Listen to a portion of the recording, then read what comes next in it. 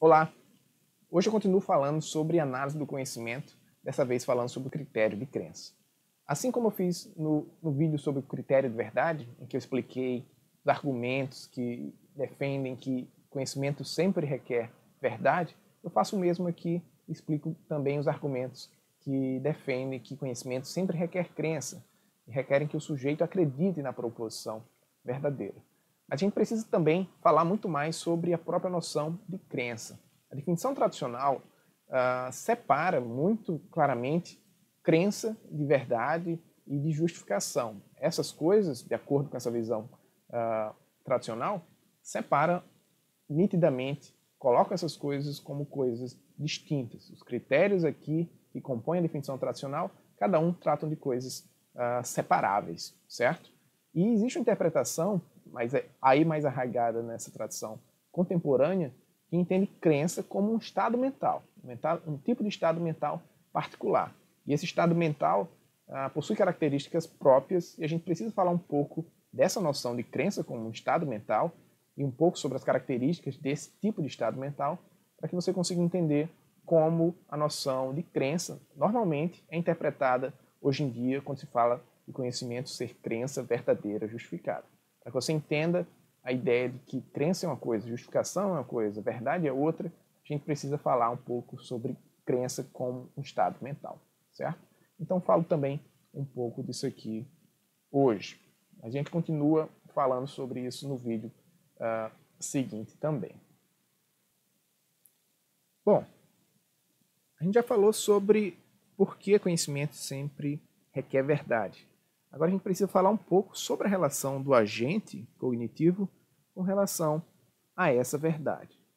A gente falou e explicou por que se defende que conhecimento sempre requer verdade.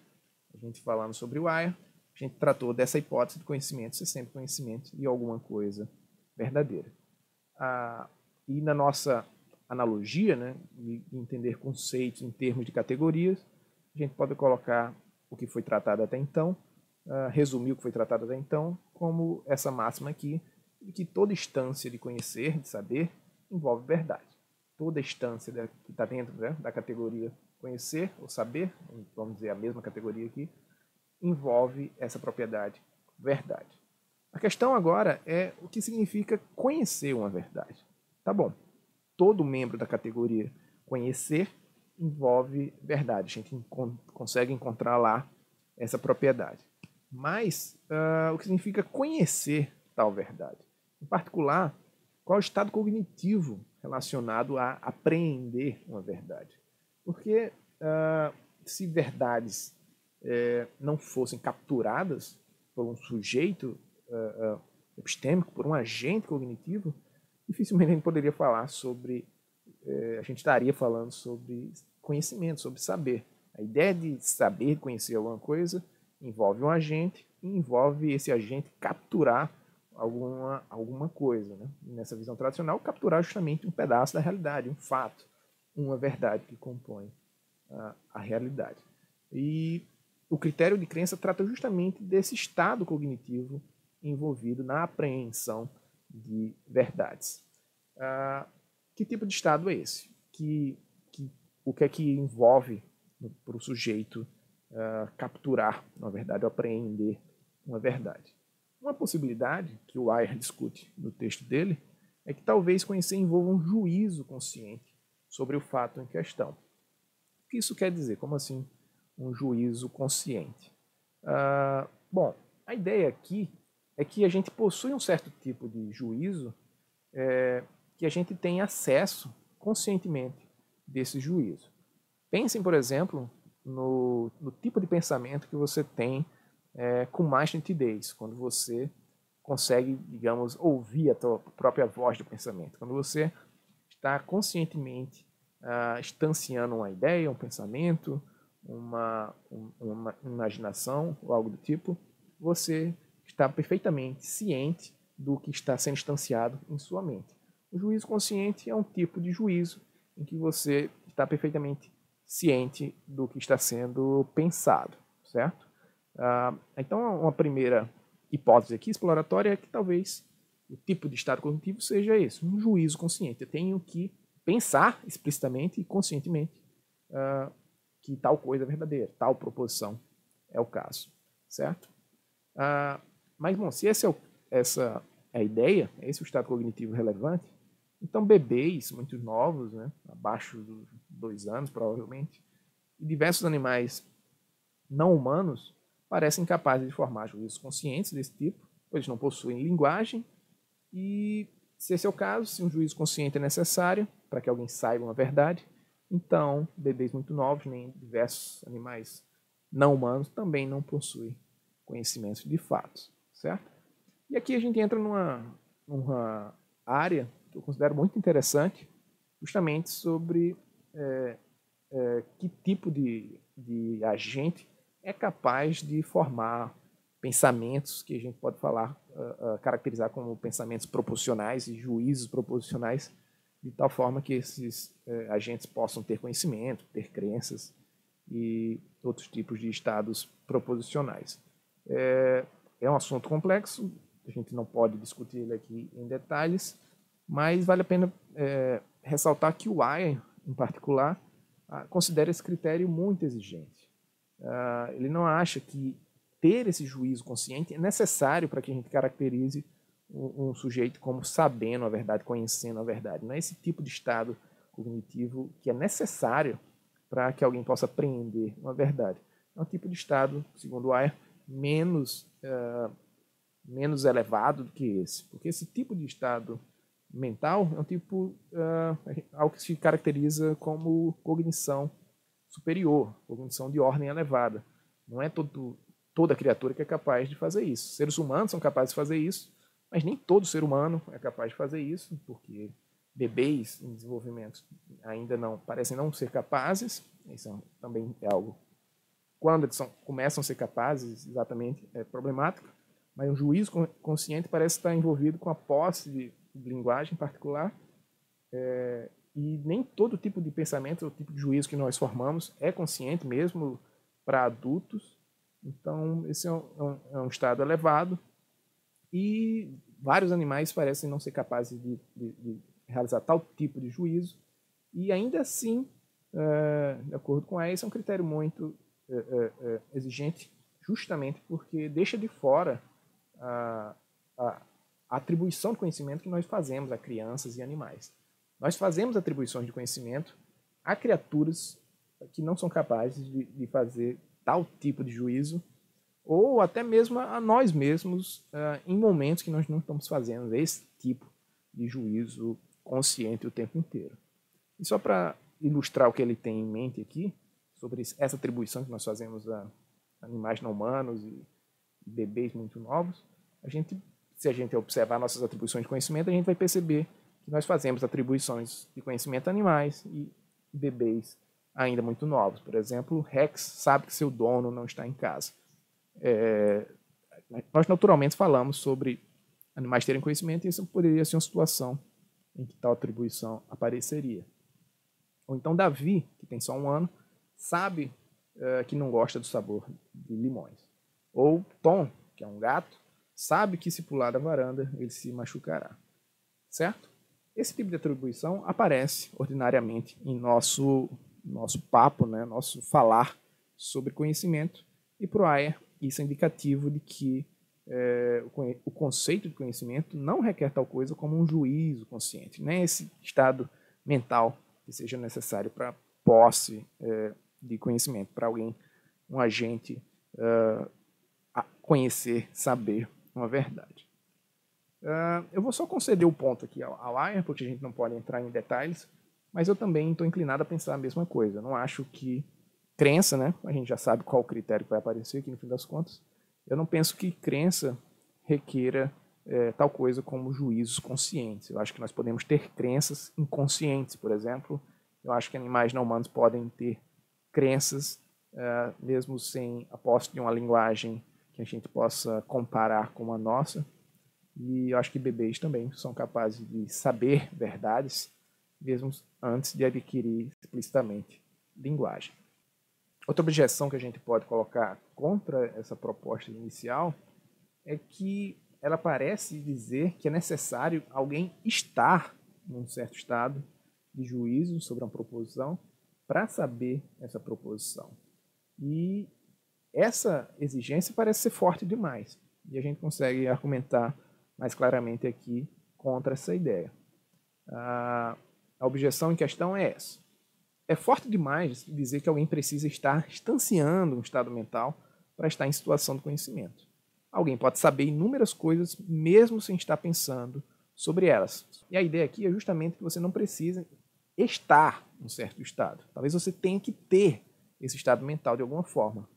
Mas para ter esse estado mental não é necessário você estar nele, estar instanciando naquele momento particular esse estado, para que a gente possa dizer apropriadamente, corretamente, de que você possui esse estado mental. Perceba que nós atribuímos conhecimento a nós mesmos e a terceiros sobre diversos fatos, mesmo quando não estamos pensando nesses fatos no momento da atribuição. Por exemplo, você sabe se é casado ou não, mesmo quando você não está pensando sobre isso. Eu sei quem é minha mãe, e eu sei quem é minha mãe, mesmo quando eu não estou pensando sobre isso. E, na maior parte do tempo, eu não estou pensando sobre isso. E não é pelo fato de eu não estar pensando sobre isso que eu perdi o conhecimento de que minha mãe é Annette. Da mesma forma, eu sei onde eu trabalho, mesmo quando não estou pensando sobre isso. Você sabe qual é o dia da aula de teoria do conhecimento. Um político sabe se já realizou rachatini ou não, mesmo quando não está pensando sobre isso. O ponto é que você não precisa estar instanciando um estado mental particular para que você possa corretamente ser atribuído como tendo conhecimento desse fato, dessa proposição. No entanto, vale ressaltar, nós só atribuímos conhecimento no caso do sujeito já ter feito o juízo de P pelo menos uma vez. Se um político já, em algum momento, se deu conta de ter feito rachadinha, ele nunca precisa mais pensar nisso ou estar pensando sobre isso para saber que já fez rachadinha, já realizou tal crime. Se alguém nunca formou juízo, então ele não sabe tal coisa. Mas se ele já formou tal juízo, ele não precisa mais ficar pensando, realizando o mesmo juízo o tempo inteiro para que ele saiba tais proposições. Então a gente pode resumir o ponto até agora nos seguintes termos. O uso mais comum de conhecer, saber que, não requer que alguém esteja instanciando um estado mental, mas que ele tenha um estado mental, em particular um estado mental disposicional. O que isso quer dizer? Vamos definir um estado mental disposicional como um estado mental que é caracterizado por uma disposição regular de ser instanciado e manifestar suas características nas circunstâncias relevantes. Falta um ponto final aqui. A ideia é que para você possuir certos tipos de estados mentais, não é necessário que você esteja instanciando esse estado mental todo momento. É possível ter certos estados mentais e ter armazenado esses estados mentais sem que você precise estar manifestando esses estados mentais o tempo inteiro. Mas para que você tenha esse estado mental, é suficiente que você tenha uma disposição de manifestar esse estado nas circunstâncias relevantes. E certos estados mentais são caracterizados exatamente por isso, por essa disposição regular. Então, só para dar um exemplo, pensem no estado de desejo. Pense no seguinte estado: ter o desejo de viver no Japão. O que é necessário para alguém ser caracterizado como possuindo tal desejo? Para eu ter tal desejo particular, eu preciso, nesse momento, estar sentindo tal desejo, estar pensando sobre tal coisa, tendo a vontade, manifestando a vontade e todo o conteúdo fenomenológico relacionado ao desejo, para que eu tenha o desejo de viver no Japão? Não, certo? Eu posso ter tal desejo sem que agora eu esteja sentindo tal coisa. Porém, para que eu tenha tal desejo, eu preciso manifestar esse desejo nas circunstâncias relevantes. Então, por exemplo, se alguém, quando pensa sobre uma viagem ao Japão, ou conversa sobre uma possibilidade concreta de viver no Japão, ela não sente nenhuma vontade particular ou ânimo particular, ela possui tal desejo? A gente pode dizer que ela possui o desejo de viver no Japão? Parece ser inadequado atribuir desejo para uma pessoa que não se empolga sobre o assunto, que não se anima sobre essa possibilidade quando na circunstância de falar sobre isso, na possibilidade real de ir ao Japão e viver no Japão, ela não manifesta tal desejo. A conclusão aqui, portanto, é que a gente não precisa estar estanciando um estado mental para que a gente possa saber certas coisas. A gente precisa somente ter uma certa disposição de manifestar o juízo de que P nas circunstâncias relevantes para que a gente possa saber que P. É claro, agora resta a pergunta sobre o que caracteriza esse estado. Que estado disposicional é esse que a gente está tratando aqui? A gente já sabe que a resposta é crença, né? E a gente precisa falar mais sobre isso. Mas, para defender a ideia de que crença é necessário para conhecimento, um primeiro argumento que a gente pode usar aqui, o primeiro passo para ajudar a convencer você disso, é propor o seguinte: você consegue ver alguma diferença no estado psicológico do sujeito que acredita completamente em P, mas não sabe que P, pois P é falsa, e o sujeito que sabe que Q, digamos? Então, o cenário é mais ou menos o seguinte: duas pessoas diferentes, uma acredita numa proposição P e uma acredita numa proposição, e uma sabe a proposição Q, certo? O sujeito que acredita na proposição P, mas não sabe ela, digamos o sujeito A aqui, ele não sabe tal coisa porque a proposição simplesmente é falsa, não satisfaz o critério de verdade. Mas há alguma diferença no estado psicológico, você consegue perceber alguma diferença no estado psicológico do sujeito A e do sujeito B? O sujeito A, que acredita completamente que o Sol gira em torno da Terra, e o sujeito B, que sabe que a Terra gira em torno do Sol? Há alguma diferença aqui dos estados psicológicos desses sujeitos? A sugestão é claro que não há qualquer diferença. Pensando somente em termos psicológicos, no tipo de atitude mental que os sujeitos aqui mantêm com relação às suas proposições, o estado mental é do mesmo tipo. É simplesmente acreditar. Acreditar é simplesmente ter convicção que aquela proposição é verdadeira. Você ainda assim argumentando que crença é necessária para o estado de conhecimento, a gente pode conceber algum caso em que alguém sabe que P, mas não acredita que P, algum caso em que é perfeitamente apropriado, que a gente consegue perceber que é apropriado, que é intuitivo, atribuir conhecimento que P, e o sujeito não acredita nessa proposição? Você consegue conceber algum caso assim? Da mesma forma, como o critério de verdade, como foi argumentado no caso do critério de verdade, se você não consegue conceber esse tipo de caso, então isso é uma evidência significativa de que existe uma relação conceitual muito forte entre o conceito de conhecimento e o conceito de crença. Parece que a gente não consegue pensar em casos de conhecimento que não envolvam o estado de crença, certo? Então, acreditar em P é simplesmente ter a convicção de que P. E a gente só atribui saber, a gente só faz atribuição de conhecimento quando temos convicção de algo, a gente está falando de atribuição a nós mesmos, ou outros têm convicção de algo. Quando nós observamos nossas atribuições de conhecimento, a gente consegue perceber que conhecimento só é atribuído em caso de convicção.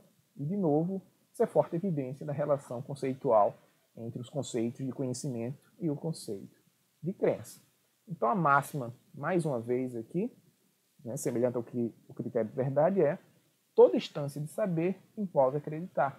Todo membro da categoria saber, quando eu observo os casos em que é genuíno, que é perfeitamente intuitivo atribuir conhecimento, todos esses casos também envolvem o estado de conhecimento ou a propriedade acreditar. Bom, então, em resumo, o argumento para defender que crença sempre é necessário para conhecimento, os argumentos, são os seguintes. A gente não vê qualquer diferença do estado psicológico do sujeito que acredita completamente que P e do sujeito que sabe que P, em termos da relação mental que o sujeito está mantendo com a proposição em questão, parece ser exatamente o mesmo tipo de estado mental. E, em acréscimo, a gente também não consegue conceber qualquer caso em que pareça perfeitamente legítimo atribuir conhecimento de que P em que crença não esteja envolvida. Então, há uma relação conceitual íntima aqui entre as duas coisas. Parece que o conceito de crença compõe o conceito de conhecimento. É um critério necessário para falar sobre conhecimento. Eu não consigo conceber conhecimento sem crença. Mas mesmo dizendo isso, a gente ainda precisa falar mais sobre o critério de crença, sobre essa noção de crença, e a gente faz isso especificamente no próximo vídeo. A gente vai tentar, ou eu vou tentar, esclarecer pelo menos 3 características gerais sobre acreditar, sobre esse estado mental.